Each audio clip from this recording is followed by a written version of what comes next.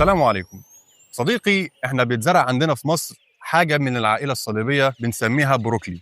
العائله الصليبيه بالمناسبه ده منه الكرنب والقرنبيط. احنا النهارده هنتكلم عن البروكلي، وهو من نفس العائله ولكن مش شبه الكرنب ولا القرنبيط. دوره الحياه قصيره، التعامل معاه شبه مختلف عن الاصناف الاخرى. فخليني اقول لحضرتك احنا النهارده جايين هنحكي لك كل حاجه او كل ما يخص نبات البروكلي. دلوقتي احنا مع تاني خطوات بتتم داخل المشتل على بذرة البروكلي لاستنباتها لاخر يوم ان شاء الله تستلمها تزرعها في الارض المستديمه.